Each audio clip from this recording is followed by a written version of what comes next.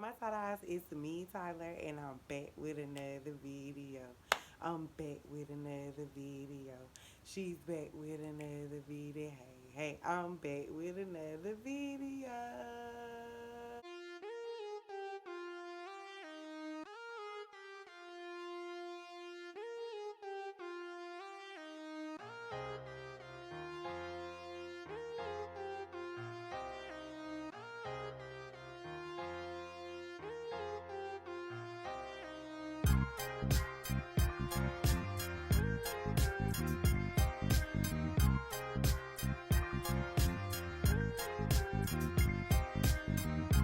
Hey you guys, so today's video is going to be about the new Netflix series by Shonda Rhimes, Bridgerton. Of course, I watched it along with everybody else in America, and while I was watching it, I definitely had just a few questions that I really didn't gather from the show. They may have answered it in the show and I just wasn't paying attention.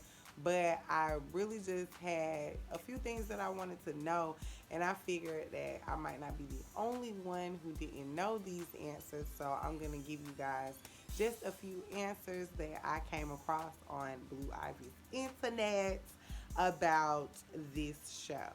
Okay, so my first question was, what time period are they in exactly, and where are they exactly? So the setting of the show is in 1813 in London. My next question was the queen really black at that time, and was the wealthy actually integrated at that time in London? You know how you seen all the black and white people mixed up together when they were going to their little balls and stuff. Like, was it really like that, or was that just for the sake of the show? So the answer to the queen question is a yes for me, but actually in history it is debatable. But me personally, I don't think it's debatable. Through the information that I found, it basically said that Queen Charlotte was, she looked mulatto, maybe.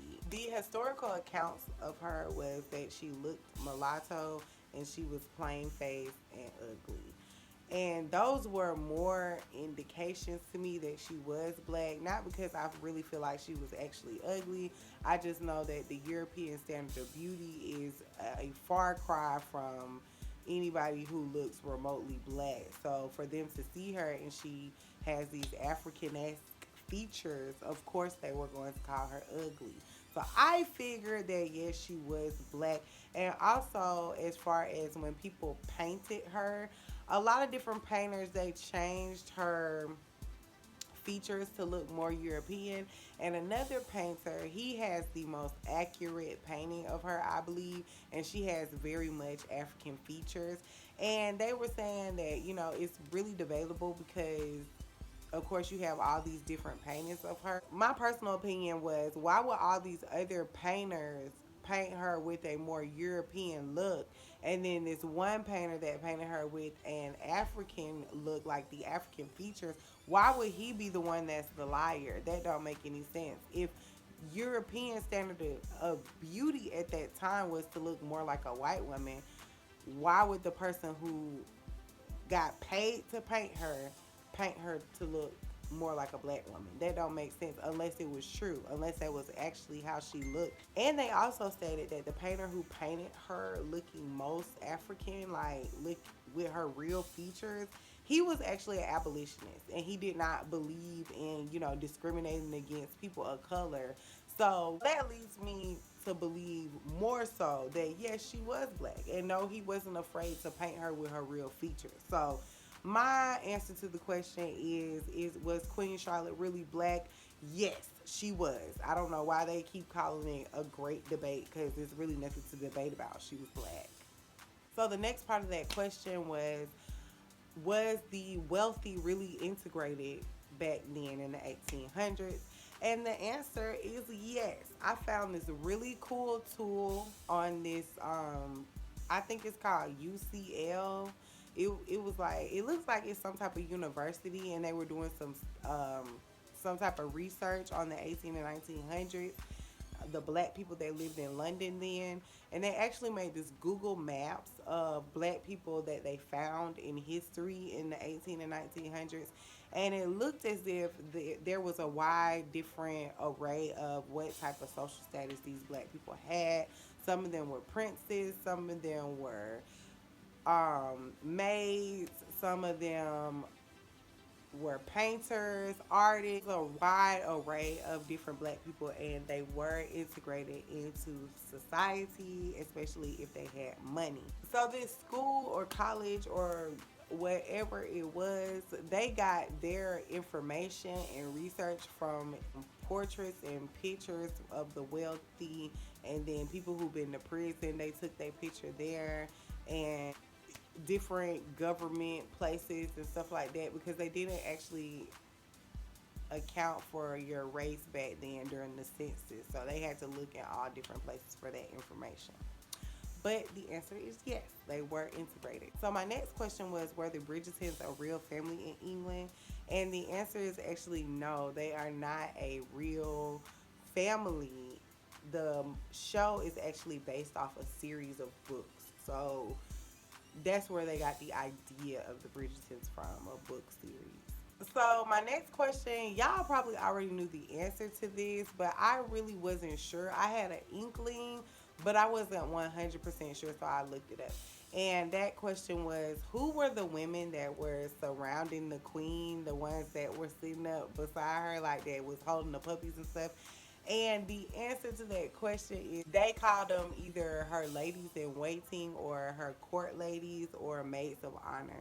That's where the term maid of honor came from, because they basically were there to be a personal assistance to the royal or wealthy. They weren't like a slave or a concubine, like they were just a little bit higher than that. It's almost like they got paid to be her friend and assistant, I guess. So my next question was, what is a duke and how is it different from a prince?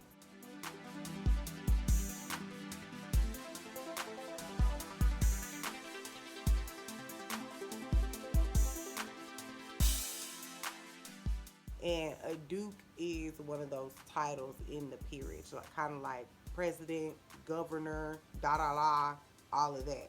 And you can be a prince and be a duke, and you can be a duke all by yourself. And there's only two ways that you can become a duke. You either are born into it, your father was a duke, or somebody made you a duke, like the queen or king of that time period. Okay, so my final question was the tea really in article form like it was in the show? Like Lady Whistledown wrote her little articles and stuff, and everybody went and got it and read it? And the answer is yes. They actually had multiple little articles that people wrote that had all the drama about the rich and the famous and the well off. Like basically it's just history repeating itself, because still to this day we have the shade room, we got media takeout, we got all of that still. We love to see what the people with money are doing, and they still like to do that back in the day. They used to go to coffee shops and tea houses to go pick up the little articles, and sometimes the articles would be in the newspaper. Lady Whistledown is not an exact person, however they based Lady Whistledown off of actual writers that did tell the drama. Some of the most popular tea articles that they had back then was the Tatler, the Flying Post, the British Apollo, the Observer, and the Female Tatler. And all of those were little tea pages that they got and picked up and read and chatted and talked about and discussed all the little drama that was happening. So yes, Lady Whistledown is, her essence is real. Yes, they did have somebody like that back then. And those were basically all my little questions that I had about Bridgerton. If this helped you a little bit, please let me know. Or even if you did already know all this information, please let me know. Just comment down below. And comment down below, let me know what you thought of the show. I liked it. It was pretty cool. I'm gonna tune in to season 2 to see what else happened, what's going on, what's the tea. And yeah, if you guys like videos like this, make sure you like, comment, and subscribe. And make sure you guys turn on that notification bell so you know when I post. And I'll see you guys later.